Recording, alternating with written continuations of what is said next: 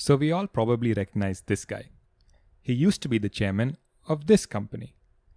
And this is his great grandfather, Jamsetji Tata. The city of Jamshedpur is literally named after him. If you learned about him when you were in school, he was probably referred to as the father of Indian industry or something like that. In the mid 19th century, around the same time that many Indians were engaged in a mutiny against British rule, Jamsetji was making a fortune exporting cotton to Britain. But in the 1860s, when the price of cotton crashed, he suffered major losses and even had to sell his house to stay afloat. But he recovered quickly thanks to a single contract that not only helped him revive his fortune, but also lay the foundations for the modern Tata Empire.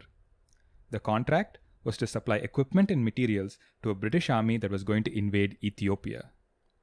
Now, helping the British invade other countries doesn't sound like the kind of thing an Indian hero does. But actually, it's a proud Indian tradition. Not only other countries, Indians helped finance the colonization of India as well. If you're shocked right now, you shouldn't be. Colonialism was never an equal experience across India. For some communities, it was disastrous.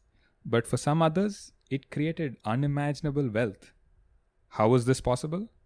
Let's get into even more history.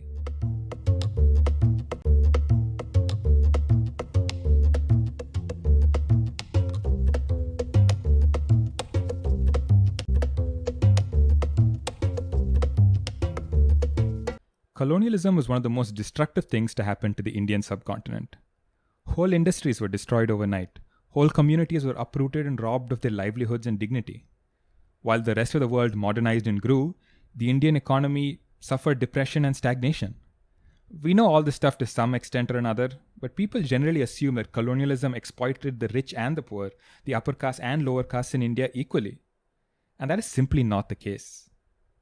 The Battle of Plassey is often seen as one of the biggest turning points in the history of India. The East India Company defeated the Nawab of Bengal and brought one of India's richest territories under its control. The British Raj started there. But that battle might never have been fought if not for the Jagat Seths, the Bania family whose wealth propped up the throne of Bengal. The story goes that the Seth refused a loan to the Nawab, and the Nawab slapped him across the face. A big mistake on his part. The Jagat Seths hired the British to get rid of him, promising them something like 5,000 crores at today's rates as their reward. In a sense, the Jagat Seths financed the colonization of Bengal. As the British expanded outwards from Bengal and began to swallow up large parts of India, many communities participated in that process and benefited immensely. Let's go back to Jamsetji Tata. He was a Parsi, and under the British, the Parsis became one of the most important business communities. Many worked with British traders to export cotton to England and opium to China. In fact, cotton and opium paid for the creation of the city of Bombay as we know it. In Jamsetji's own words, Parsis were extremely grateful and loyal to the Queen because they had benefited more than any other class by English rule. But the Parsis weren't unique. All across India, various caste communities had good business relationships with the British, helping them establish their hold over India's economy and getting rich in the process. Of course, this doesn't mean that every individual who belonged to these groups prospered. Many had their fortunes ruined by the disruptions created by colonial rule. But many of modern India's leading business families can also trace their roots back to this era. Most prominent examples are from Western India. Marwari and Sindhi family firms operated sophisticated banking networks that were vital to the East India Company. Like the Jagat Seths, these firms helped finance British wars with Indian rulers and also offered the most reliable means of moving large sums of money across the subcontinent. The British were in many ways better clients than Indian kings. They always paid back their debts, for one thing. The newly emerging global trading hub of Bombay benefited many trading castes and communities from Gujarat, cutting across religious divides.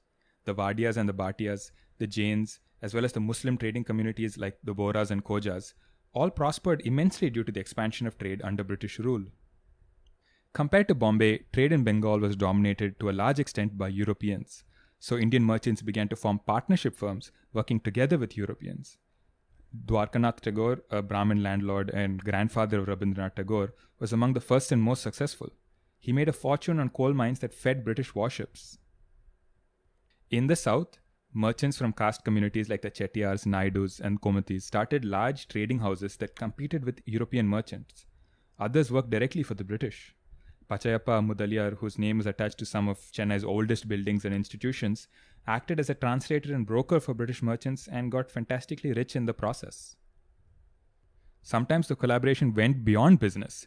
In the 18th century, the Bania traders of Surat teamed up with the East India Company to revolt against Mughal rule. The two groups together governed the city, creating what one historian described as an Anglo-Bania social order. Other communities had their pre-colonial advantages widened even more. In our previous videos, we've talked about how Brahmin and other upper castes took advantage of the British education system to capture bureaucratic positions. These positions opened all sorts of doors, opportunities which could then be converted into wealth. But colonialism also offered other, more direct avenues to get rich. Take British land reforms. Before the British arrived in India, the rules for how land was owned, taxed, and used was complicated and varied from place to place. But very broadly speaking, before British colonization, there was no such thing as land ownership in the way that we understand it today. To oversimplify a complex arrangement, zamindars of the time were essentially tax collectors who were assigned certain lands by the king, but the actual farmers who tilled the land also had some rights over it. When the British took over, they changed the system to closely resemble what they had back in Britain. The zamindars would now be something like an English lord, absolute owner of the lands that they had been assigned. The farmers lost their traditional rights over the land and essentially became tenants who paid rent in the form of taxes. So suddenly, certain traditionally powerful upper caste communities across the country became sole owners of vast amounts of land. In the Madras Presidency, for example, around 800 zamindars owned 30% of all land at one point, tens of thousands of acres each. In Mughal India, Chaudhary, Thakur, Deshpande, Deshmukh, Desai were titles given to various kinds of zamindars. You might recognize them as common upper caste surnames today. Over time, the members of these zamindari communities were able to turn that land into wealth and power, becoming businessmen, industrialists, politicians, and so on. On the flip side, the high taxes imposed by the British meant that the farmers who worked on the land were trapped in endless cycles of debt to the zamindars or local moneylenders. When we think about the British stealing wealth from India, we think of things like the Kohinoor diamond. But actually, the systematic exploitation of the work of cultivators and laborers was the primary source of wealth drain from India. By not paying them a fair wage and by instead keeping that money for themselves as taxes, the British paid for an empire. Essentially, the lesson here is that economic exploitation in India did not start with the British. When they arrived, they found an existing caste-based economic order that was already doing the job really well, and for the most part, they just used it to their advantage. So simple statements like colonialism was bad or the British exploited India are not the full picture. We can understand the period much better if we understand exactly which groups of people it was bad for and, surprisingly, which groups it was good for. Colonial India was a deeply unequal society when it came to caste, class, and gender. Each of our videos in this series so far has dealt with one of these issues and how in independent India, they all continue to exist. In that sense, modern India proudly carries on the traditions of colonial India. The people who prospered under colonialism were an exception. But when we hear that India's economy is among the largest in the world today, those who are prospering today as a result of that are also an exception. And this isn't just about Adani or Ambani. Remember, if you live in a city and spend more than 6,500 rupees per month, you are in the top 5% of this country. And that leaves us with a very sobering question. Did independence just mean changing who gets to exploit this nation?